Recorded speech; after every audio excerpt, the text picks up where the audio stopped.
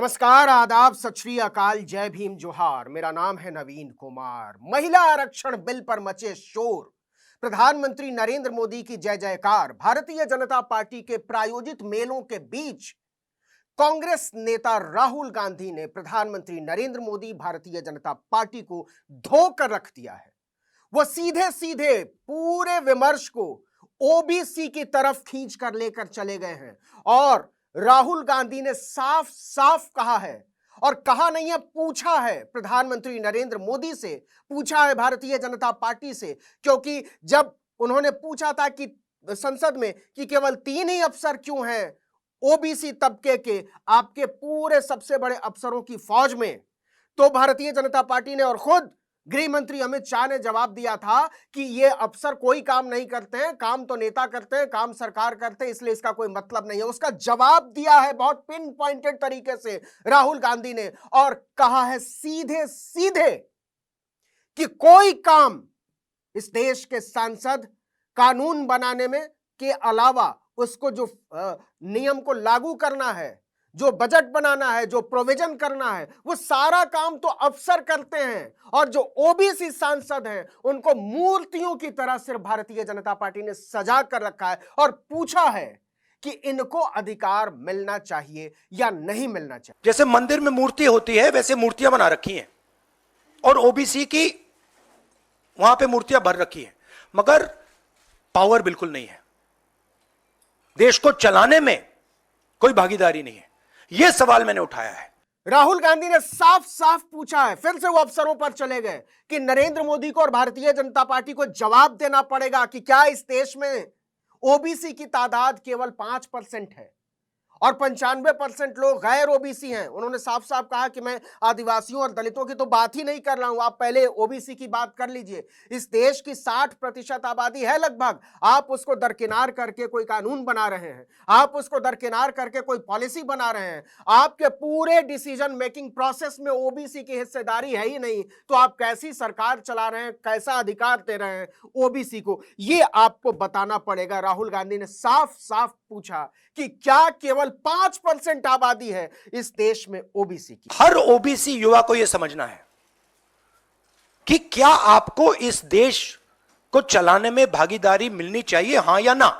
अगर मिलनी चाहिए तो क्या आपकी आबादी 5% है, हां या ना, यह सवाल है। और इसके बाद सबसे बड़ी घेराबंदी की राहुल गांधी ने भारतीय जनता पार्टी, क्योंकि 2024 का जो चुनाव है वो इंडिया गठबंधन पूरे तरीके से कास्ट सेंसस की तरफ ले जाता हुआ नजर आ रहा है। राहुल गांधी ने चुनौती दी नरेंद्र मोदी को, भाजपा को, अमित शाह को, जेपी नड्डा को चुनौती दी और कहा कि चलिए आप अगर कास्ट सेंसस नहीं करा पा रहे हैं तो हमने जो डेटा निकाला था जाति आधारित, आप उसी को पब्लिक कर दीजिए, उसके बाद कास्ट सेंसस भी हो जाएगा।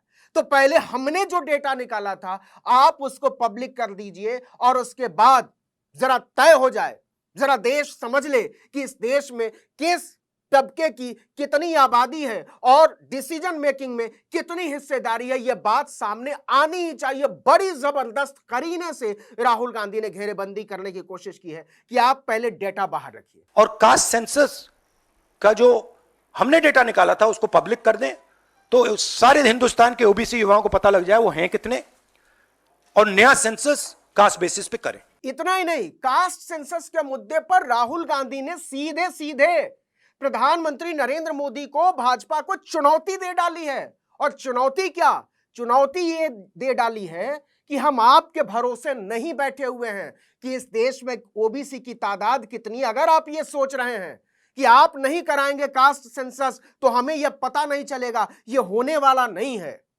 क्योंकि मैंने ठान लिया है कि मैं पता लगा कर रहूंगा कि इस देश में ओबीसी की तादाद कितनी। और राहुल गांधी के शब्द जरा सुनिएगा कि अगर मैं एक चीज को ठान लेता हूं तो मैं पता लगा कर रहता हूं, मैं इस बात को ऐसे नहीं जाने दूंगा, मैं छोड़ने वाला नहीं हूं। जरा राहुल गांधी को सुनिए। अगर 5% है तो फिर वो ठीक है, उसको मैं एक्सेप्ट करने के लिए तैयार हूं, मगर अगर वो 5% से ज्यादा है तो मुझे यह पता लगाना है, और एक बार मैं मन बना लेता हूं, मैं छोड़ता नहीं हूं। तो साफ समझ में आ रहा है कि ये पूरे तरीके से 2024 की घेरेबंदी होने वाली है और इस तरीके से इंडिया गठबंधन और एनडीए गठबंधन के बीच एक दीवार खिंचने वाली है और मुद्दा साफ साफ सांप्रदायिकता होगा और दूसरी तरफ जाति होगी। जाति का मतलब कास्ट सेंसस। यह बात सामने आनी चाहिए कि किस जाति के लोग, उसकी नुमाइंदगी कितनी है और समाज में उसकी हिस्सेदारी कितनी है, डिसीजन मेकिंग में उसकी भागीदारी कितनी है। राहुल गांधी ने सीधे सीधे मांग किया बिना लाग लपेट के कि कास्ट सेंसस होना चाहिए। मतलब जो अगली जनगणना होगी वो जातीय जनगणना कराइए, उसमें जातियों का भी एक जो है ब्रैकेट होना चाहिए जिससे देश के लोगों को पता चल सके कि कौन कितनी संख्या में है और किसके लिए पॉलिसी बनाई जा रही है, कौन लोग पॉलिसी बना रहे हैं। साफ साफ उन्होंने कहा कि इस देश में जो डिसीजन मेकिंग है वो 90 अफसर मिलकर सारे फैसले लेते हैं कि इस देश को कैसे चलना चाहिए, इस देश को कैसे चलाया जा सकता है, किसको कितना पैसा मिलना चाहिए, किसके लिए कौन सी नीति बननी चाहिए, कहां सड़क जाना चाहिए, कहां अस्पताल बनना चाहिए, कहां स्कूल बनने चाहिए, कहां दवाखाना बनना चाहिए, कहां विश्वविद्यालय बनने चाहिए। सब पूरा जो डिसीजन मेकिंग प्रोसेस है ये 90 अफसरों के हाथ में इस देश के। और राहुल गांधी ने कहा कि इस 90 अफसरों की जो टोली है, जो देश के सबसे ताकतवर अफसर हैं, उसमें ओबीसी की हिस्सेदारी कितनी है? तीन अफसर हैं ओबीसी के, केवल 3, मतलब 5% भी नहीं। तो राहुल गांधी ने कहा कि ये 5% लोग मिलकर कैसे तय कर सकते हैं कि भारत के 60% से ज्यादा आबादी के लोगों का अधिकार कैसे मिलेगा। और जो बहानेबाजी की है भारतीय जनता पार्टी ने संसद में कि अफसरों का कोई लेना देना नहीं है, हम तो हमारी हिस्सेदारी देखिए कि लोकसभा में कितनी हिस्सेदारी है। लोकसभा में गिना दिया था अमित शाह ने, जरा अमित शाह की वो बाइट सुनिए कि वो कैसे उन्होंने कहा था कि हमारी सरकार में विधानसभा में कितने विधायक ओबीसी, कितने पार्षद ओबीसी, कितने लोकसभा में, कितने राज्यसभा में। जरा सुनिए कि अमित शाह ने क्या कहा था। भारतीय जनता पार्टी के सांसद में 29%, 85 सांसद ओबीसी कैटेगरी के हैं। कंपैरिजन करना है तो आ जाइए। और मान्यवर मंत्री भी 29 ओबीसी कैटेगरी के। बीजेपी के ओबीसी एमएलए 1358 में से 365 है, 27% है। ये सभी ओबीसी का राग आलापने वालों से ज्यादा है। मान्यवर बीजेपी के ओबीसी एमएलसी 163 में से 65 है, 65 है, 40% है। ये 33% की बात करते हैं। ये जो अमित शाह ने राहुल गांधी के भाषण के बाद जवाब दिया था कि आप अफसरों की बात मत करिए, आप लोकसभा में, राज्यसभा में, विधानसभा में, विधान परिषदों में हमारी हिस्सेदारी देख लीजिए, सांसद, विधायक, पार्षद, विधान परिषद सदस्य देख लीजिए, और आप ये बेकार की बात मत करिए, अफसर के हाथ में कुछ होता नहीं है। राहुल गांधी ने उसी का जवाब देने की कोशिश की है कि आप झूठ बोल रहे हैं, आप गलत बयानी कर रहे हैं। यह बात सच नहीं है, क्योंकि सच यह है कि जिन लोगों के हाथ में डिसीजन मेकिंग प्रोसेस है वहां ओबीसी की हिस्सेदारी नहीं है। और जो आपने ये पूरा आंकड़ा हमारे सामने रखा है, लोकसभा का, राज्यसभा का, विधानसभा का, विधान परिषद का, यहां जो ओबीसी के सांसद हैं, जो ओबीसी के विधायक हैं, जो ओबीसी के विधान परिषद सदस्य हैं, वो सिर्फ मूर्तियों की तरह है जिन्हें आपने फ्रेम करा के रखा है, केवल टांग दिया है कि देख लो ये हमारे पास है। आप उन पर माला पहनाते हैं, आप उनके नाम पर वोट लेते हैं और उनको असल अधिकार नहीं देते हैं। तो राहुल गांधी ने कहा कि इनको असल अधिकार की मैं बात कर रहा हूं और ये आप कब करने वाले हैं, जरा हमको बताइए और आपको बताना पड़ेगा। जैसे मंदिर में मूर्ति होती है वैसे मूर्तियां बना रखी हैं और ओबीसी की वहां पे मूर्तियां भर रखी हैं, मगर पावर बिल्कुल नहीं है। देश को चलाने में कोई भागीदारी नहीं है। यह सवाल मैंने उठाया है। कुल मिलाकर कहानी यह है कि राहुल गांधी अब पूरे तरीके से फॉर्म में आ चुके हैं।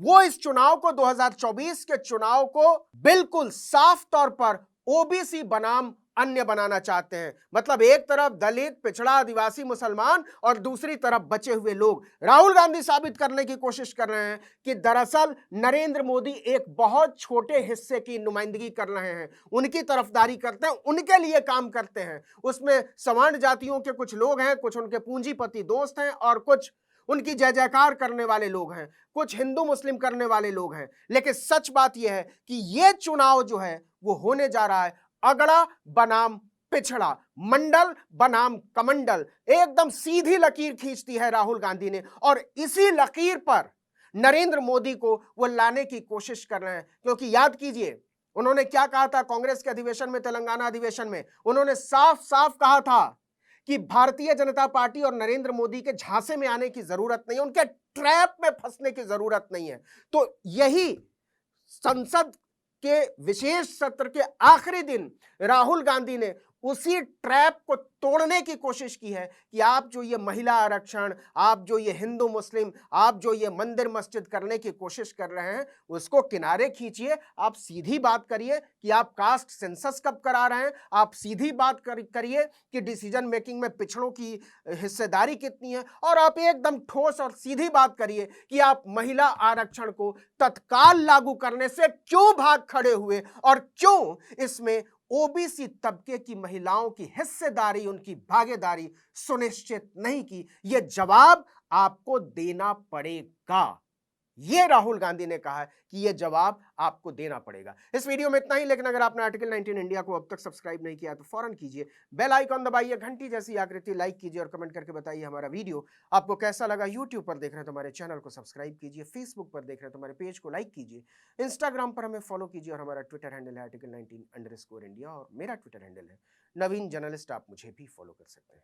नमस्कार।